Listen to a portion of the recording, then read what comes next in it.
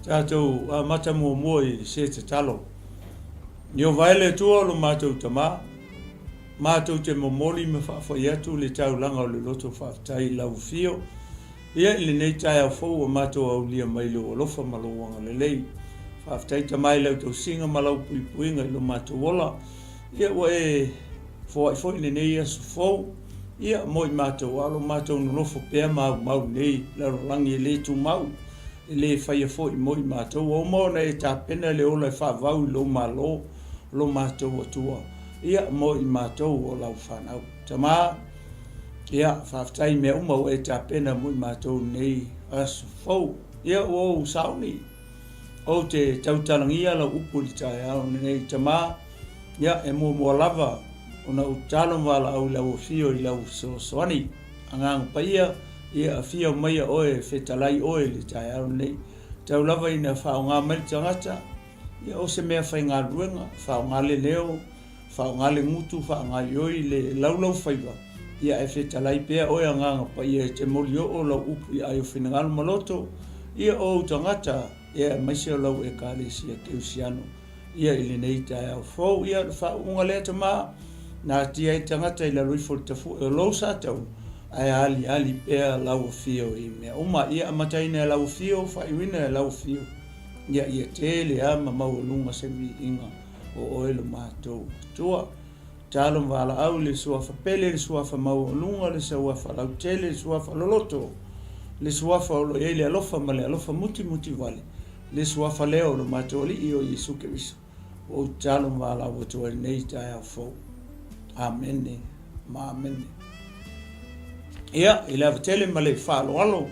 Ia o te whaatalo whaatuai. Ia I lau whaasausanga sa mo nei I tū lao le tai au. O pa ia mau sa, ia o lea le toi o Iesa o whamtalanga. Au maia le pa ia o lea tua. Ia whapena o na whaatuai se whaatalo wha se whaatu lima o se whaafeilo ai. Ia I lau whaasausanga sa mo nei tū lao le tai au. Ia maloso I fumanuia malo le langi ma. Ia ele pa ia o Samoa. Whapitoa se whaatalo wha lau whainga runga pa ia le tua. Ia o lo whapena o na whaile malu ia I tutonu o hao te aro nei. Ia le matai leo tulu inga nei lalorangi. O whea o ta sea I se tulo o na le tala inga o le tala leo le malo le tua. Ia whaatalo whaatu ma le ngang whaalo alo. Ia Global Kingdom TV channel. Ia te ore tangata o le tua ma lo whalitua. Ia I le nei tai au whau. Ia malo le onsai malo le FAAMALOSI malo le whatoatoa ia I le ngāruanga le tua. Le ngata foi leo le au paia o le au pele. Uso matua whawhine I le ali ia whapele au whatoatoa uma nei tai au fau. Whatalo whatu malo le tatalo. Ia o lau tatalo ia leo lo mawai pēr le malosi sunga le whatonu ia ma le au whai ngāruanga pa ia le tua malo whaitangata. Ia o lo whapena o na au wai mai ia o ale fola ina o le upu. O le malo o le tua. Ia whatalo whatu foi woma pa anga le Global Kingdom TV channel. Ia I tulu inga uma o le nei lalolangi. O whea o maua mai ei. O whea o mai moa mai sila mai ei. Ia le nei foi ala leo man nei o unang. Ia whatalo whatu ia te oe. Ia leo pele nei tai au fau. Ia le tu ofo ina I matu o whalenganga. Pastor Freti whapele fritua ia tise manu whaalo. Ia masia matua I ngalotu.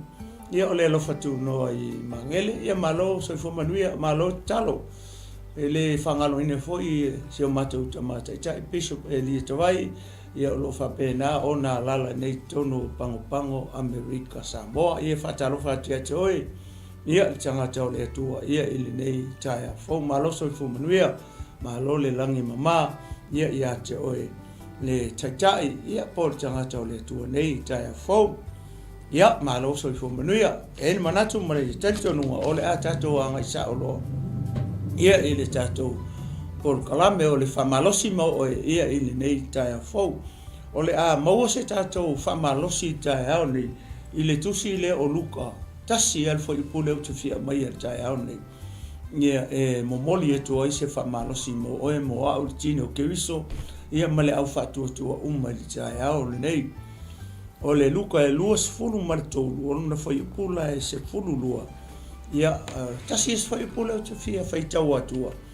ia e whapena o na momoli atua I se whamalosi ia mo tātou uma leo keusiano ma leo whatutua le tae au nei lea lao le au whaitauina atu le whaipu le tasi au whapea ua toe le leo pi lato ma he rota I lea lava aso awa sa mua I whaitangai I la ua lea toe whaitau atua ua toe le lei o he rota mapi lato I lea lava aso awa sa mua I whaitangai I la ua. Praise the Lord. O le ale mea le ua tupu I le aso lea. E tusa ma le mau lea. Whai mai ua le lei. Ua le lei he rota mapi lato. O tātou iai I le whamanatuina o le aso na maliu ai ma toi tū ma elo tātou li whaola o Yesu Keriso. O lo o tātou iai le whamanatuina ua le aso lea.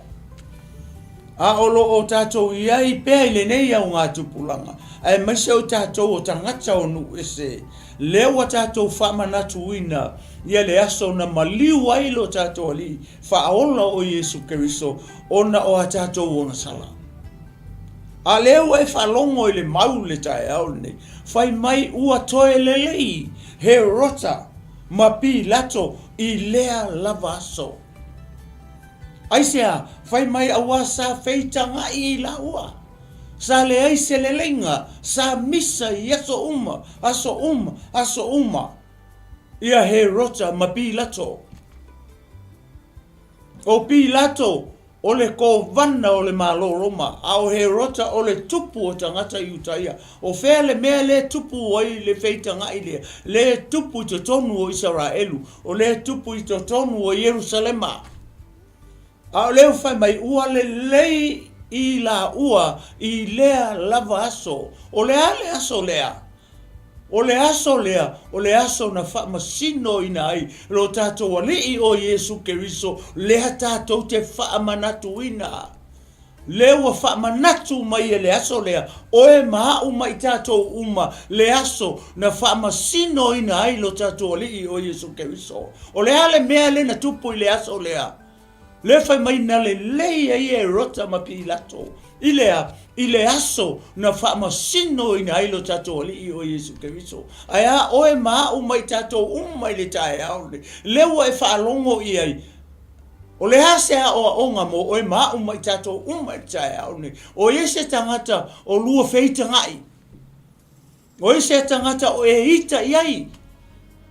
O ese tangata o ti ngā ai lo loto. E o lava I o matua. E o lava I o uso ma o tua ngane. Nga tau whana nau mai whaatasi le manawa I tasi. O le hae kupu le me lea. O le wheitangai. O le ita o le tua whawhine le tua ngane. O le ita o le tua ngane le tua whawhine. O le ita o le atali I lona tua whawhine. O le ita o le tua whawhine I lona tua ngane. E o lava I matua. E feitai le whanau I matua, e ofo I matua. E whai tama whati pito, e alofo I lesi. A hita I lesi, a lewa whalongo le tae aule nei. I le aso le na whamasino e le tato li o Yesu Keriso. Whai mai lewa le lei ai pi lato o mai e rota. A whai la o le te whaafonga mai le tae aule nei. I le whasi mau lewa o whai tau. Whai tau ina atu mota to uma le tae aule nei. Ele o au ngale maulea mo oi. Ele o au ngale maulea mo wa ele o au ngale maulea mo le tino Keriso. O e keusiano maritanga te whaatua tua. Uso matua whawhine ia Keriso. Le au paia ma le au pele a Keriso Yesu. Le au e whaalongo iai. E te fia whaia le me lea na tupu le aso lea. Ua uma le aso lea. Ai whawhea le aso le nei. Le tātou te whaamanatu ina ai le aso lea. Ele o le aso le nei e tātou te le lei e malesi tangata. A whai o lenga le lei ipi lato mai rota I le aso na whaamasino e le tātou li o Yesu Keriso. Lea tātou te whaamanatuina I le nei whai au ngā tupulanga. E le o le aso le nei tātou te le lei mo tātou uso mo tātou ai. O whea o le ahasanga whai I ai. O ai tātou te mau ai lelelenga. Na o Yesu Keriso. Hoi vai le tala lea. Whai mai wa vaku i o. Whamasingo i o. Le loe o kali koe a mai i. Whamasingo i le loe i kali. Whai mai o. Ave mo moe a Pilato. O lala tala Pilato. O oe ea o le tupu o tangata iutaia. Lala tali Yesu i. O hau o le tupu o tangata iutaia. Whai mai e le tala Pilato. Whai mai ia. Mo whawhangori ma Pilako. Whai atu i le nuu. O te lei loa se me anga sala i nei tangata. Ku waku ia o kou. A le kau wha oso oso mai a iutaia. Mana oe, e ave sesi tangata. Lea lau ave lo ia he Herota. Wha mai ua fia Herota ua wa ai mai ua levang. Nga wha alongo i tala ave o Yesu. Le fia wa ai ale mea le mana o ia i Herota. E fia manga o se mea ta o se wha ilonga. Ua leva na wha alongo i tala i le tala inga Yesu. Sa fia wa ai a Yesu le tino. Ua fia leu a watu o e wha masino. O le mawhau e Herota tasi ale mea le. Fia wa ai o na mata i se mea tau o se wha ilonga. O Herota o le tupu o tangata iutaia. Ai longa nga fisili ia Yesu po ia se tupu po le fisili e Pilako le fato au mai ia Yesu. Lena mua ave e whamasino ia. Whamai le tala le fionga pa ia le tu whamai ua fisili atu i le tele o fisili. Atu te loa oe sa moa. Sa matua i ngu Yesu. Sa matua i le ai ma se upu e pa u atu i fofonga o le tato ali i whaolo i Yesu Keriso. Wa fai ua fiu. O ila fa mai ona lato fa ofu ai lea o Yesu. Saulo mal foi upules fululua. Fai mai ona le lei ai lea o Herota ma Pilato i lea lava aso. Wa umale aso nga leo lo tato iai aso lo famanatu ai. O le ase mea tātou te whaamana natu ina ai le aso lea. Whaamana natu lelelei ngā. Whaalelei malo uso. O lea lea o ngā tātou te whaamana natu ai. I tele o tau mawhetanga mangisi mea malava moa nisi mea. O lae ke ika i lo uso. I tele o whaamanga loa lo uso. O lae ita mai lo uso i ate oe. O na o le whaamawalunga fo i o lo e loto. Wa mai ia Yesu. Lea masakali ngā halu i lalo. E matua i matau tia le aso lea. Leva na feita ngai o Herota ma Pilato.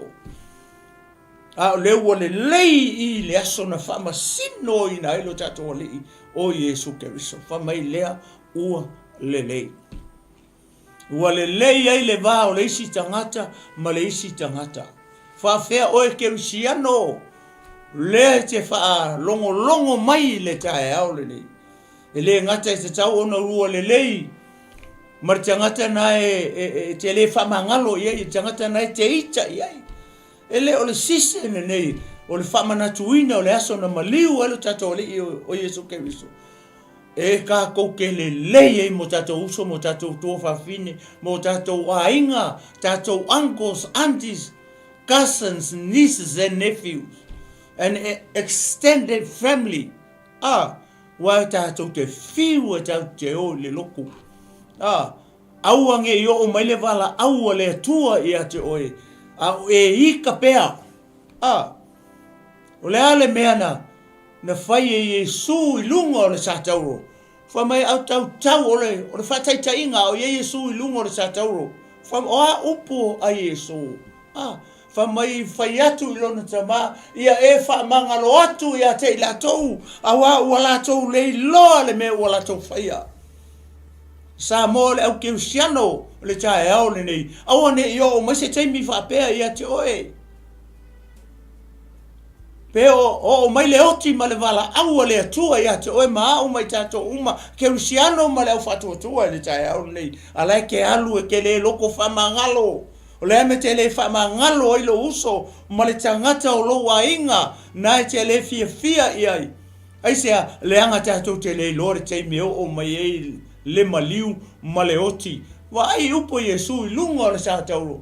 Lo tama e, ia whamangalo atu e a te ilatou, a ua latou le loa le mea ua latou whaia. Whawhea oe le te mai moa mai, ma au lea o te tautala atu, lea o te tuwha atu, o le kaukala mai le mau le ke au.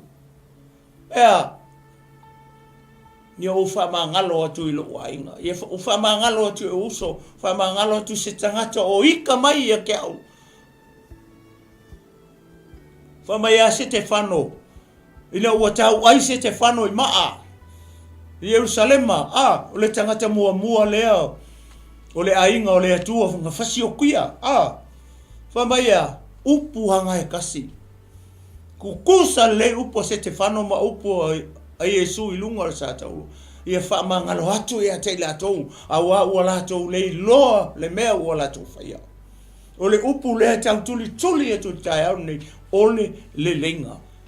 Whawhea le vā oe male atua. Whawhea le tātou vā o tātou male atua. O ainga le lei ei tātou o tangata sala malo tātou atua. O ai o Iesu Keriso. E leo se e kalesia nga le lei ei oe maau malo tātou atua. E leo le ngola o e kalesia. E leo le ngola o e kalesia. E leo le ngo se whaife au se tulou. E leo se ngo se perfecta. E leo se ngo se apostolo, e leo se ngo o se whaife au leo se turau, se leo ngo o se tupu. Na tātou le lei ai mano tātou atua. Oi, na o Iesu Keriso. Neu e whaalongo I le tae au le lei, leo le lei mua I tangata.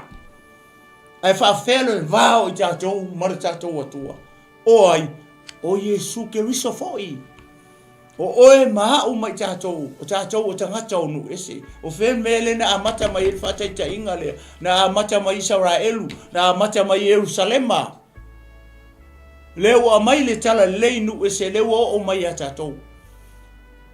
Whaafewhea o na tātou le lei maru tātou atua. Tātou le lei maru tātou atua, o na o le tātou a lii o Iesu Keriso. Whai mai hale e feso e lua. Ka mai o tau, sa tau woti I tu ina nau wana mua. O ai lai whasingoi, o e feso, e kukusa e feso, ma sa moa. O tātou tangata unu ese. Lea lau o tusi mai e la apostol Paulo ia e feso. E feso, o tau sa oti ana mua. Whai mai sa le eike riso ia te o tau. Sa tau le peritome ina o tau I le pau. Sa le ai foi se atua I le larorangi. Sa le ai foi sa tau le osi fea ngainga foi ma le atua. Ai whaafetai I ona po nei. Wow, whaafetai I ona po nei. Ona o Keriso Iesu. Ona o le toto pa ia o no tātou ali o Iesu Keriso. Leo whaalata ina mai ei tātou I totonu. Wa avea I tātou matino e tasi mai utaia. O aina tātou le lei ei mo le tātou atua. O Iesu o ia ole le lenga. He reconciled us to God. Aisea o tātou o tangatanga sana. Leo wai whalongo iei le tae au. Wa, whaafewhea ona, whaale leie e Iesu, lo tātou wā male atua. Na whaale lei lunga o le sātauro. Na tau ai o ia I lunga o le sātauro. Ina ia le lei I tātou, malo tātou atua. Anga le aise Iesu, e le aise mea tau o se le lenga. E le mawhai se tangata se tulou, o na whai se le lenga I le vāo I tātou maro tātou atua. O ai lena saunia le lenga, a whai o lena le lei he rota, ma pi lato I le aso leo le whamasinonga, o le tātou ali o Iesu Keriso, whaafewhea kako. Whaafewhea tātou. E mawhai foi o na tātou le lei mo tātou uso. Ai sea, e mafua mai la I a Keriso Iesu. Ai o le lenga sili lea, I le vā oe le te mai moa, mai maa ufo i le o te tufa atu. Le linga lea i le vā o tātou, malo tātou atua pa ia. Lewa awina mai lona alo pele to tasi. Wa liu tino tangata o ia. Wa ia sasa atu lona ola ina ia oti. Wa malingi fo i lona toto pa ia i lunga o sata uro. Ina ia wha ngalo ina ia tātou wangsala. Sa moa o le fe au lea. Lewa e wha longo iei. Leanga o le aso lea tātou te wha manatu ina.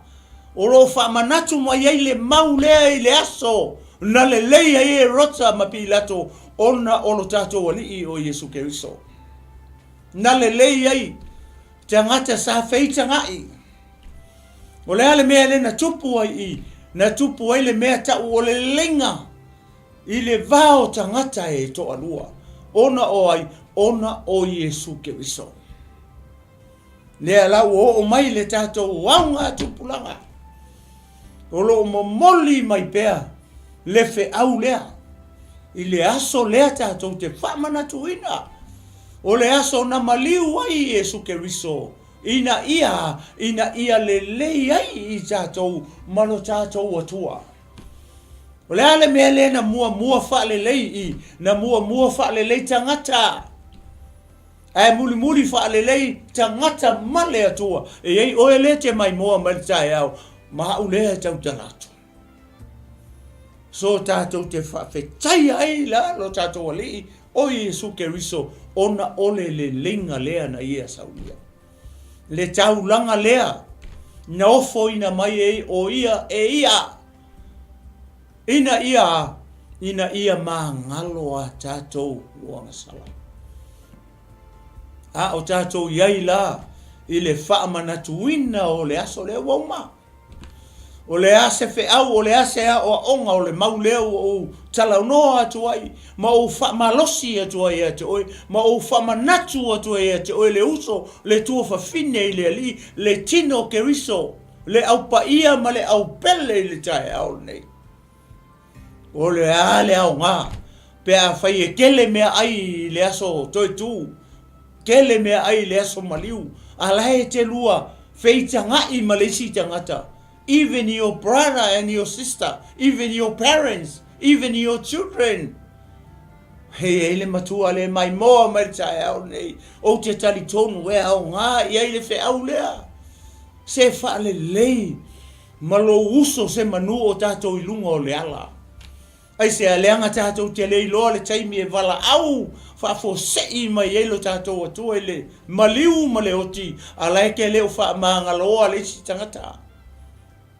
Hoe vai le whateita inga lena whai se te whano mai Yesu. Lewa wala a wae Yesu tama e whamangalo atu i ata i latou. A wa ua latou lei loa le mea ua latou whaia. O ai o ka kou.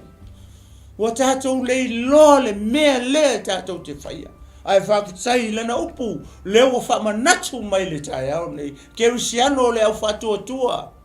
Ne tino keriso uso matua whawhine i le alii. Le au pele le tae au nei. E le o le tae au nei. E le o aso ia. Tātou te whaale lei ai mo tātou uso. E le o le tae au le nei. E le o le sisen le tātou te whamanatu ina. E te alu ai e te whamawalalo i lo uso. Ma e whamangalo ia te ia. Ina ia whai sele lenga. Le mawhai ona e alu e whai tele lenga pe a e le talia ina Yesu. E whai mali i mawhaola i lo soifua malo uola. Salamo o upu mua i o tala inga Ioane ne papatiso mai Yesu. Olea salamo ua lata mai le malo le tua. Saufo Yesu o le upu e kasi. Salamo ua o mai le malo le tu. Ona alea. Ona e alu loa le te lua whale lei. Malo uso le tae au nei. Male sisen nei. O iai le mana vaola i loto soifua masou foio. A whai o leu na le lei he rota. ma Pilato ona o Iesu I le aso na whamasino ina ai o ia. What about us? Tatau ona tātou le leifoi. Mo tātou uso, mo tātou tua whawhine, mo tātou ahinga, ona o le tangata lea e ngoa ia Iesu Keriso.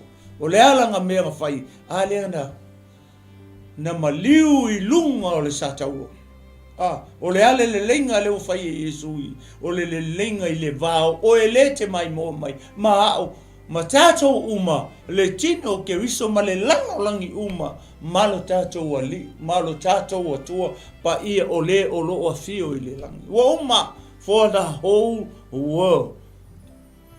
Tangata uma, ele whapito, le atua mana mea. Aisea, alefa mai o ane tolu fo ipe sumalun. Ua whapea lava, o na alofa mai o le atua ile lalolangi. Ele whapea alofa mai le atua ile nga ikare sia le ai. O le lalolangi atoa. Tangata ua talia Iesu, mai la tou te le talia Iesu. O le ale mea le ua tupu le elo wavanoa Samoa. Uso a fai e leu pe o se eskengi lo mai moa mai I lau telefoni I le tae ao le ele o e alea. Ele o lo tae ao le ne. E te talia ina I Iesu lea. Lea na maliu e osi ma fai le lenga I le vao I tātou. Malo tātou atua pa ia. Talia ne Iesu. E a vea mali ma whaaola I lo soifua ma sou fo I ola. Aisea leanga o ia na ia tāpena ina lele lenga. Ma whaamangalo ina tātou wanga sala uma. Samoa. Tau ina ia whamanuia atu le atua. I le tae ao nei. Tau ina ia whaatoa atu e le anganga pa ia I lo finangalo. Malo uloto le tae ao nei. Le tāua o le mea lewa tupu I. A o sauni atu ai ke riso I le sātauro na whailo na whamasi unonga a le whai mai. Le whamasi unonga lao Iesu na le lei ai ia Pilato maherota. Whamai ale e feso lea lua. Whamai o tātou sa va mamau. A ua whaalata ina mai ona o le toto Iesu Keriso. Le ua le to alua ai I tātou, ai ua tasi I tātou, ona o le toto pa ia o lo tātou ali o Iesu Keriso. Sa le ai Keriso Iesu I a tātou, sa le ai se atua I a te tātou, sa oti I tātou I a mio leanga I aso anga mua. Sa tau le peru tome ina I tātou I le pau. Sa le whaifia ngainga I tātou ma le atua. Sa le ai Keriso I a tātou. Sa le ai se atua I a te tātou. A o ai lea ua tātou manuia I nei. I le tae ao le nei ma le au ngā tupulanga le nei ua tātou I ai. Ana se no Keriso. Se manu tātou te le whaamanatu ina pea le aso. O lo tātou whaamanatu ina pea. E tā ua le aso lea. Ai mua o na tātou wawa ai le mele na tupu I. Na mua le lei e tangata e toa lua. Na mua le lei e Pilato maherota. A le whamai e Efeso. Na le lei ai e sa vava mamau. O ai sa vava mamau male atua o tātou tangata o nu ese. Ai o Iesu Keriso la male taulanga na ia saunia na ia maliu matanga ai lunga o le satauro. Lea ua le lei ei nei tātou. Ua tātou maua i nei le lenga. Malo tātou atua pa ia ona o le tātou a lii o Iesu Keriso. Ia whaamanuia te le atu le atua. Fisosoani atu le anganga pa ia o le atua le tae au ni. Ia matua whaamalama ina. Le neife au I lo fina ngalo maso ufo I loto I le tae au. Ia tau ina ia whamanuia mai le atua tātou tatalo. Nio vai le atua o le mātou tama. Whaaftei tele mo la upo. Whaaftei anganga pa ia lafo I atu launga luenga mai a ea. Le neisa vali mana neife au tama. Ia whaamalama atili. I fina ngalo maloto. O lo nuu malau e kalesia. Mai se o tangata I le tae au nei. na e maliu mole la roangi uma. O e tu ina mai le ava noa mo i mātou uma. Ina ia mātou salamo ai. Ina ia mātou maua le ola e whaavau malo malo. Ta mā se upo tau tala e wale tusa malau whaafonga whaamangalo mai au. O lau au. A ia matuavi ia oe nei masa uma e o atu i whaavau. E whaavau lau. I lau suafa pa ia, i lau suafa mamalu, i lau suafa maualunga, o lau suafa lau tele, o lau suafa loloto, o lau suafa o lo iai le alofa, male alofa muti vale, o te talo wala, au atoi nei. In the mighty name of our Lord Jesus Christ, I pray. Amen, amen, amen. Ia, tau ina ia whamanuia mai le tua nei tai a whauma ia te ngei, Leatinuu Malofou Mafulu, tau whasoifo, sama.